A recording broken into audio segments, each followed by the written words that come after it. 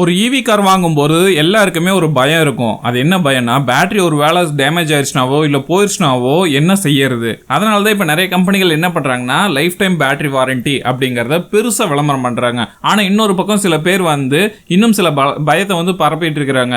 EV company உங்கள் driving ஸ்டைலை monitor பண்ணும், நீங்கள் அதிகமாக ஆக்சிலரேட்டர் கொடுத்தீங்கன்னா வாரண்டி கேன்சல் ஆகிடும் அப்படிங்கிற மாதிரியும் சொல்லிட்டு இருக்காங்க.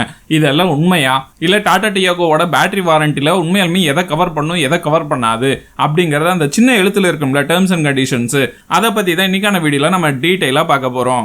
ஸ்ட்ரைட்டா பாயிண்ட் குள்ளே போயிடலாமே. ஈவி கம்பெனிகள் உங்க டிரைவிங்கை மானிட்டர் பண்ணுமா அப்படின்னு நீங்க கேட்டீங்கன்னா எஸ், உண்மையாலும் தான் அது எல்லாத்தையும் மானிட்டர் பண்ணும். ஒவ்வொரு ஈவி கார்லயும் பேட்டரி மேனேஜ்மெண்ட் சிஸ்டம்னு சொல்லப்படுற BMS இருக்கும். இந்த சிஸ்டம் என்னென்ன டேட்டாவை சேவ் பண்ணி வச்சுக்கோன்னா, நீங்க எவ்வளவு வேகமா ஆக்சலரேட் பண்றீங்க, பேட்டரியோட டெம்பரேச்சர் என்ன, சார்ஜிங் சைக்கிள்ஸ் எப்படி, ஃபாஸ்ட் சார்ஜிங் எவ்வளவு தடவை யூஸ் பண்ணீங்க, பேட்டரியோட வோல்டேஜ் எவ்வளவு எரர் கோட்ஸ் வந்திருக்குது, ஓவர் ஹீட்டிங் ஈவெண்ட்ஸ் எப்ப நடந்திருக்குது, கிராஷ் ஆனதுக்கான ரெக்கார்ட்ஸ், கால் இம்பேலன்ஸ்க்கான விஷயங்கள் எல்லாமே பாத்தீங்கன்னா BMS ஸ்டோர் பண்ணிக்கிட்டே இருக்கும். அதாவது அந்த காரை கொண்டு போய் நீங்க சர்வீஸ் சென்டர்ல கொடுத்தீங்கன்னா டயக்னாஸ்டிக் ரிப்போர்ட் எடுக்கும்போது எல்லாமே தெரிஞ்சு போயிடும் அப்படிங்கறத உண்மை. இப்போ இன்டர்நெட்ல வாரண்டி கிளைம் ஆகாது, அதுவும் அதிகமா ஆக்சலரேட்டர் கொடுத்து ஓட்டினா கிளைம் ஆகாது அப்படின்னு சொல்றாங்கல்ல, அது உண்மையா அப்படின்னு கேட்டீங்கன்னா மோஸ்ட்லி கம்பெனிஸ் அது இல்ல அப்படிங்கறத சொல்றாங்க. ஆனா இந்த விஷயம் இன்டர்நெட்ல ரொம்ப தீயா பரவிட்டு இருக்குது. ஈவி வாங்குறதே பாத்தீங்கன்னா இன்ஸ்டன்டான டார்க்கை அனுபவிக்கிறதுக்காக தான். நீங்க ஃபுல் ஆக்சலரேட்டர் பயன்படுத்தினீங்கன்னா அதுக்காக மட்டும் பேட்டரியோட வாரண்டி கேன்சல் ஆகும் அப்படின்னு சொல்றது கண்டிப்பா அன்அக்செப்டபிள். அது சில சூழ்நிலைகளை பொறுத்து மாறுபடலாம் அப்படிங்கறத உண்மை. சரி, எந்தெந்த சூழ்நிலையில பார்த்தோம்னா பேட்டரியோட வாரண்டி கிளைம் பண்ண முடியாது அப்படின்னு கேட்டீங்கன்னா, நீங்க பேட்டரி பேக்கை ஓபன் பண்ணீங்கன்னா வாரண்டி கிளைம் ஆகாது. அன்ஆத்தரைஸ்டா ரிப்பேர் பண்ணீங்கன்னா கண்டிப்பா அதுலயும் பேட்டரியோட வாரண்டி கிளைம் ஆகாது. சாஃப்ட்வேரை ஹேக் பண்றீங்க இல்ல ECUவை ஃபிளாஷ் பண்ணீங்கன்னா அப்பவும் இந்த ப்ராப்ளம் நீங்க ஃபேஸ் பண்ண வேண்டியது இருக்கும். வண்டி தண்ணியில மூழ்கிருச்சுன்னா, அதாவது குறிப்பிட்ட அளவு வரைக்கும் தான் அதுக்கான வாட்டர் வெயிடிங் கொடுத்திருப்பாங்க, அதையும் தாண்டி தண்ணியில போயிருச்சுன்னா அப்போ வாரண்டி கிளைம் ஆகாது. ஆக்சிடென்ட் ஆகி பேட்டரி பிசிக்கல் டேமேஜ் ஆயிருச்சுன்னா அதுலயும் கிளைம் ஆகாது. ஒருவேளை வண்டியை நீங்க ரேஸுக்கு யூஸ் பண்றீங்க இல்ல கமர்ஷியல் பர்பஸ்க்கு அதிகமா யூஸ் பண்றீங்க அப்படிங்கிற கண்டிஷன்ல இருந்துச்சுன்னா அப்போவுமே உங்களுக்கு வாரண்டி கிளைம் பண்ணாது. அது மட்டும் இல்லாம மேனுஃபேக்சரர் ரெக்கமெண்ட் பண்ண சர்வீஸ் சென்டர்ல மட்டும் நீங்க சர்வீஸ் பண்ணிட்டு இருந்தீங்கன்னா மட்டும்தான் வாரண்டி கிளைம் ஆகும். வெளியில எங்க சர்வீஸ் பண்ணீங்கனாலும் வாரண்டி கிளைம் ஆகாது. இந்த மாதிரியான விஷயங்கள் எல்லாமே டயக்னாஸ்டிக் டேட்டாவில் தெரிஞ்சதுன்னா உங்களோட கிளைம் ரிஜெக்ட் ஆகிறதுக்கான வாய்ப்புகள் நிறையவே இருக்கு. சரி, இந்த டாடா கம்பெனியோட டியாகோ மாடல் இருக்குது இல்ல, அதுக்கு எப்படி பேட்டரியோட வாரண்டி கொடுக்குறாங்க அப்படின்னு கேட்டீங்கன்னா ஆக்சுவலா 2 வகையான வாரண்டி கொடுக்குறாங்க. வெஹிக்கிள்கான வாரண்டி, அதுக்கப்புறம் பேட்டரி, அதுக்கப்புறம் மோட்டருக்கான வாரண்டி.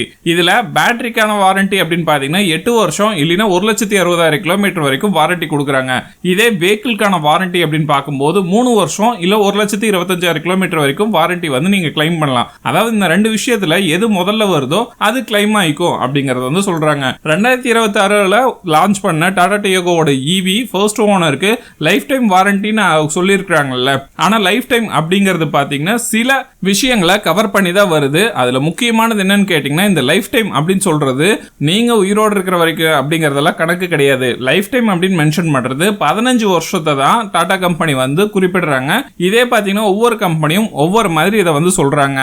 சரி, Tata Tiago EV battery warranty எதை கவர் பண்ணும் அப்படின்னு கேட்டீங்கன்னா, முதல் விஷயம் மேனுஃபேக்சரிங் டிஃபெக்ட்ஸ் இருந்துச்சுன்னா அது இந்த வாரண்டியில கிளைம் பண்ணலாம். இன்டர்னல் பேட்டரியில செல்ஃப் ஃபெயிலியர் ஆச்சுன்னா அதையும் கவர் பண்ணிக்க முடியும்.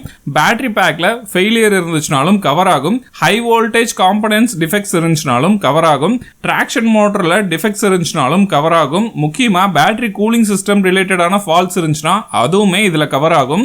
பேட்டரியோட கெப்பாசிட்டி அந்த வாரண்டி பீரியட் கொடுத்தாங்களே 8 வருஷம் இல்லைன்னா 1,60,000 கிலோமீட்டர், அதுக்குள்ள பேட்டரியோட ஒரு ஓவரால் கெப்பாசிட்டி பாத்தீங்கன்னா 70% கீழே அதோட ஹெல்த் போயிருச்சுன்னா ரிப்பேர் பண்ணி கொடுக்கலாம் இல்ல ரீப்ளேஸ்மெண்ட் கொடுக்கலாம். இதுதான் பேட்டரியில ஆக்சுவலா வாரண்டி ஆகும். இங்க இன்னொரு டவுட் இருக்கும், வாரண்டி இருக்குது நமக்கு பேட்டரி அப்படியே மாத்தி கொடுத்துருவாங்க அப்படின்னு சொல்லிட்டு நீங்க நினைச்சிட்டு இருந்தீங்கன்னா அங்கதான் ஒரு பெரிய ட்விஸ்டே இருக்குது. பேட்டரி யூஸ்வலா பாத்தீங்கன்னா 90% வரும், 85% வரும். அதாவது பேட்டரி டிகிரேடேஷன் அப்படிங்கிறது ரொம்ப காமனான ஒரு விஷயம் தான். ஏன்னா அதோட கெப்பாசிட்டி பாத்தீங்கன்னா குறைஞ்சிக்கிட்டே தான் இருக்கும். ஆனா அவங்க கிளைம் பண்ற டைம்க்குள்ள பாத்தீங்கன்னா 70% கீழே போயிருச்சுன்னா மட்டும்தான் வாரண்டியை கிளைம் பண்ண முடியும் அப்படிங்கிறது முக்கியமான விஷயம். அது மட்டும் இல்லாம முழுசா இருக்கிற பேட்டரி பேக்கை மாத்துவாங்களா அப்படின்னு கேட்டீங்கன்னா அப்படியெல்லாம் பண்ண மாட்டாங்க. ரிப்பேர் ஆன செல்ஸை மாத்தி கொடுப்பாங்க. இல்லைன்னா ரிப்பேர் பண்ணி பேட்டரியோட ஹெல்த்தை குறைஞ்சபட்சம் 80% வரைக்கும் ரீஸ்டோர் பண்ணி கொடுப்பாங்க. இதுதான் நடக்கும். உங்களுக்கு டோட்டலா அந்த பேட்டரி பேக்கை எடுத்துட்டு புது பேட்டரி பேக் போட்டு கொடுப்பாங்க அப்படின்ட்டு நீங்க எதிர்பார்க்க வேண்டாம். ஏன்னா இப்போ ஒரு புது பைக் வாங்குறோம், சஸ்பென்ஷன் போயிருச்சுன்னா அது ஜஸ்ட் ஒரு 2000-3000 rupees வருதுன்னு வச்சுக்கலாமே, ஒரு ஆவரேஜா நான் சொல்றேன். அந்த பிரைஸ்க்கு வாரண்டி வந்து நீங்க கிளைம் பண்ணீங்கன்னா மாத்தி கொடுத்துருவாங்க. ஆனா அதுவே பாத்தீங்கன்னா பேட்டரி பாத்தீங்கன்னா ஒரு காருக்கே பாத்தீங்கன்னா 2-3 லட்சம் ரூபாயாவது மினிமம் வரும். ஸோ அதை மாற்ற முடியாதுல்ல. ஸோ அதனால ரிப்பேர் பண்ணி கொடுக்கறதுக்கான வாய்ப்புகள் தான் இங்க அதிகமா இருக்கு. சரி, டாடா டியாகோவோட வாரண்டி வந்து எதை கவர் பண்ணாது அப்படின்னு சொல்லி கேட்டீங்கன்னா, ஆக்சிடென்டோட டேமேஜ் கவர் பண்ணாது, எக்ஸ்டர்னல் பிசிக்கல் டேமேஜ் இருந்துச்சுனாலும் கவர் ஆகாது, பேட்டரி கேஸ்ல டென்ட் இல்லைன்னா சிவியரான ஸ்கிராச் இருந்துச்சுனாலும் கவர் பண்ண மாட்டாங்க, ஃப்ளட் டேமேஜ் இருந்துச்சுன்னா அதாவது வெள்ளத்துல மூழ்குச்சுன்னா அதுவும் கவர் ஆகாது, ஃபயர் டேமேஜ் இருந்துச்சுனாலும் கவர் ஆகாது, அன்ஆத்தரைஸ்டு கராஜ்ல ரிப்பேர் பண்ணிருந்தீங்கன்னா அதுவும் கவர் ஆகாது, சாஃப்ட்வேரை நீங்க டேம்பரிங் பண்ணிருந்தீங்கனாலும் வாரண்டி கவர் ஆகாது, கமர்ஷியல் யூஸ்க்கு யூஸ் பண்ணீங்கன்னா பேட்டரி கவர் ஆகாது, முக்கியமா டாக்ஸியை நீங்க அந்த வண்டி யூஸ் பண்ணக்கூடாது. நீங்க டாக்ஸியை யூஸ் பண்ண போறீங்க அப்படின்னா அதுக்குன்னே ஸ்பெஷலைஸ்டான வெஹிக்கிள்ஸ் வந்து கொடுப்பாங்க, அந்த வெஹிக்கிள் தான் யூஸ் பண்ணணும். அதாவது பர்சனல் யூஸ்க்குன்னு சொல்லி சேல் பண்றாங்களா, அந்த வெஹிக்கிள் நீங்க டாக்ஸிக்கு யூஸ் பண்ணீங்கன்னா அப்பவும் உங்களுக்கு வாரண்டி கிளைம் ஆகாது. ஃபிளீட் வெஹிக்கிளாவும் யூஸ் பண்ணக்கூடாது, டெமோ வெஹிக்கிளுக்கு வாரண்டி கவர் ஆகாது, ரேஸ் பர்பஸ்ல நீங்க யூஸ் பண்ணிருந்தீங்கன்னா அப்பவுமே கவர் ஆகாது, நீங்க பேட்டரி ஓபன் பண்ணீங்கன்னா வாரண்டி கவர் ஆகாது, நார்மல் கெபாசிட்டி லாஸ் இருந்துச்சுன்னா அதுக்கு எல்லாம் கவர் பண்ணி கொடுக்க மாட்டாங்க. அதுக்கப்புறம் இந்த சார்ஜர் வந்து யூஸ் பண்ணணும் அப்படின்னு கம்பெனி வந்து ரெக்கமெண்ட் பண்ணியிருப்பாங்களா, அதை விட்டுட்டு வேற ஏதாவது சார்ஜிங் எக்யூப்மெண்ட்ல நீங்க போட்டு அதுல டேமேஜ் ஆச்சுன்னா கவர் ஆகாது, நெக்லெக்ட் இல்ல அபியூஸ் பிஹேவியர் வந்து டிடெக்ட் ஆச்சுன்னா அதனால உங்க பேட்டரி வந்து ஃபெயிலியர் ஆகுது அப்படின்னா அதுவும் கவர் ஆகாது. இது எல்லாத்தையும் மைண்ட்ல வச்சுக்கோங்க.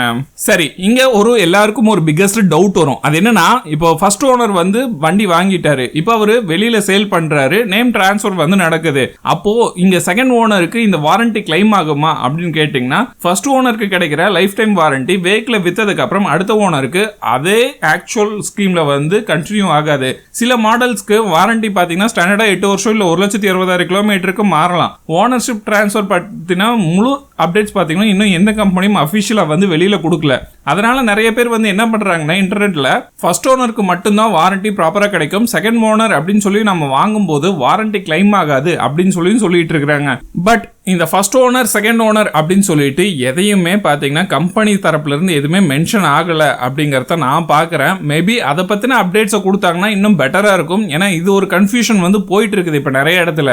ஸோ இதை கிளியர் பண்ணாங்கன்னா இன்னுமே நல்லா இருக்கும். சரி, இந்த வீடியோ பார்த்தீங்களா, இந்த லைஃப் டைம் வாரண்டி உங்களுக்கு ஸ்கேமா தெரியுதா அப்படின்னு கேட்டிங்கன்னா, பட் என்னோட மை கன்சர்ன்ல அதாவது என்னோட பர்சனல் ஒப்பீனியன்ல இருந்து சொல்லணும்னா நான் இல்லைன்னு தான் சொல்லுவேன். ஆனால் என்ன அட்வர்டைஸ்மெண்ட்ல சொல்லும் போது லைஃப் டைம் வாரண்டின்னு சொல்றாங்க, ஆனால் 15 வருஷம் கழிச்சு பேட்டரி பேக் வீக் ஆச்சுன்னா ஃப்ரீயா நியூ பேட்டரி கிடைக்கும்னு சொல்லிட்டு நீங்க போனீங்கன்னு வச்சுக்கோங்களேன். அப்படி நினைச்சீங்கன்னா தான் அது வந்து பெரிய மிஸ்டேக்கா இருக்கட்டும். அதுக்கு பாத்தீங்கன்னா டேர்ம்ஸ் அண்ட் கண்டிஷன்ஸ் இருக்குது. பேட்டரியோட ஹெல்த் பாத்தீங்கன்னா 70% கீழே போகணும், பிசிக்கல் டேமேஜ் இருக்கக்கூடாது, டேம்பரிங் பண்ணி இருக்கக்கூடாது, ஆத்தரைஸ்டு சர்வீஸ் ஹிஸ்டரி வச்சிருக்கணும். இந்த மாதிரி நிறைய விஷயங்களை பாத்தீங்கன்னா அடுக்கி வச்சிருக்காங்க. இது எல்லாத்தையும் ப்ராப்பரா ஃபாலோ பண்ணீங்கன்னா மட்டும்தான் இவி வெஹிக்கிள் எடுக்கும் போது உங்களுக்கு கிட்டத்தட்ட பாத்தீங்கன்னா அந்த வாரண்டி கிளைம் ஆகும்.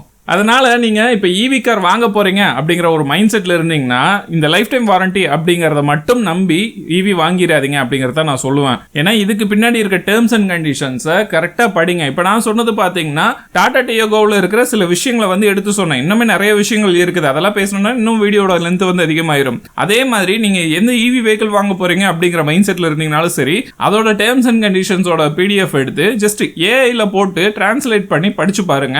என்னென்ன விஷயங்கள் வந்து அதுல சொல்லி இருக்காங்க சொல்லல அப்படிங்கிறது உங்களுக்கு எக்ஸாக்டா தெரிஞ்சதுக்கு அப்புறம் அந்த கார் உங்களுக்கு ப்ராப்பரா செட் ஆகுமா, உங்களுக்கு அந்த கார் நீட் இருக்குதா அப்படின்னு தெரிஞ்சதுக்கு அப்புறம் வாங்கினீங்கன்னா தான் நல்லா இருக்கும். ஏன்னா கிட்டத்தட்ட பாத்தீங்கன்னா இப்ப பெட்ரோல் டீசல் வண்டிகள் எல்லாம் பாத்தீங்கன்னா 100 வருஷமா நம்ம மார்க்கெட்ல R&D பண்ணியிருக்காங்க. ஆனா இது இப்பதான் ஒரு 10 வருஷமா தான் R&D பண்ணிட்டு இருக்காங்க. அதனாலதான் இதுக்கு பாத்தீங்கன்னா இன்னும் டைம் தேவைப்படுது அப்படிங்கிறது முக்கியமான விஷயம். சோ உங்ககிட்ட இருந்து நான் எக்ஸ்பெக்ட் பண்றது ஒன்னே ஒண்ணுதான். இந்த வீடியோ பார்த்தீங்கன்னா உங்களோட ஃபீட்பேக் எப்படி இருந்துச்சு அப்படிங்கறத மறக்காம கீழே கமெண்ட் செக்ஷன்ல பதிவு பண்ணுங்க. வேற ஏதாவது டவுட்ஸ் இருந்துச்சுனாலும் கேளுங்க, நானும் முடிஞ்ச வரைக்கும் ரிசர்ச் பண்ணி உங்களுக்கு அப்டேட் பண்றேன். ஓகேவா? இந்த வீடியோ பிடிச்சிருந்துச்சுன்னா எப்போ சொல்ற மாதிரி தான் மறக்காம லைக் ஷேர் கமெண்ட் பண்ணுங்க. அடுத்த வீடியோல சந்திக்கலாம் நண்பா. டாடா.